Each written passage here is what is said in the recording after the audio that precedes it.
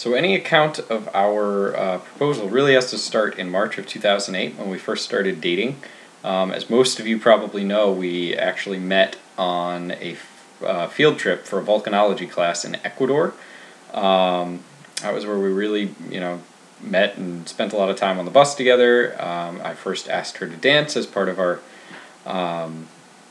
class dance field trip.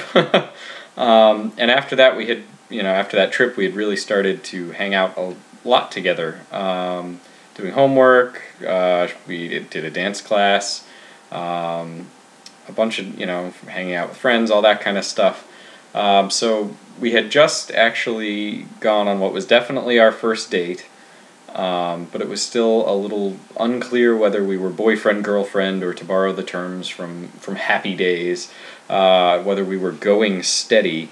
So to get over a little of that awkward gray area, I thought it would be a good idea to fake propose to her.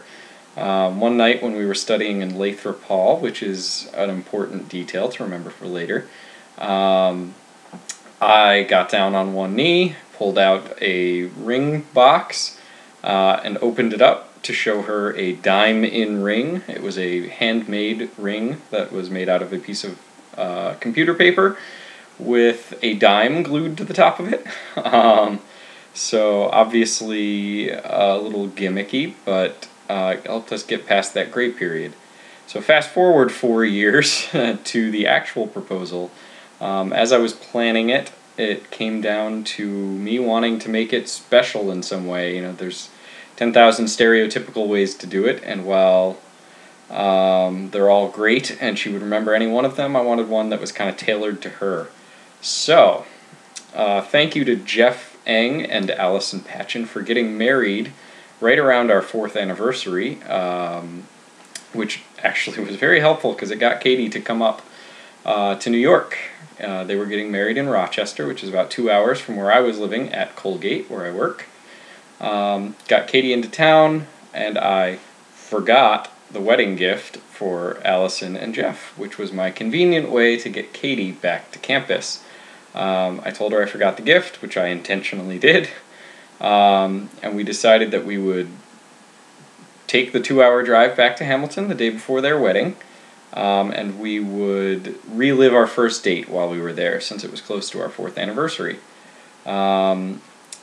Prior to making that trip, though, I had actually arranged with a student photographer from my office. Great photographer, and as it turns out, a great actress. She played along and helped me out significantly. As we got about a half hour from Hamilton on the drive there, I had Katie call the restaurant we were going to, which was actually programmed in my phone to be this student photographer, who played along, took the reservation. It was her cue that we were a half hour away. And then as we approached Hamilton, I said, Katie, Lathrop, a building we spent a lot of time at, was just renovated and it looks really, really cool. You need to check it out. Katie said, sure, why don't we do that? So before we went to dinner, we were going to go check out Lathrop. As we walked into Lathrop, we ran into Jana Meinhardt, the student photographer, coming from a shoot, allegedly. So she had her camera and everything. And I said, Jana, this is Katie, and we introduced. And then I said, have you seen the 4th floor? Because it looks great. They just remodeled it. And she said, I haven't seen it. I've been meaning to go up there. I'll tag along. So we all went up the stairs, and we got to the 4th floor, which was clearly not renovated, which I think is when Katie started to walk a little slower and get confused.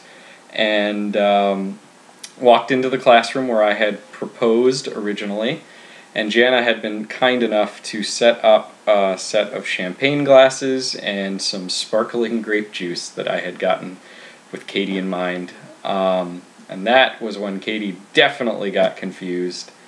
Jana kind of faded into a corner over there, and I pulled out another fake ring. Same thing, diamond ring, and said, will you still date me? And she said, yes.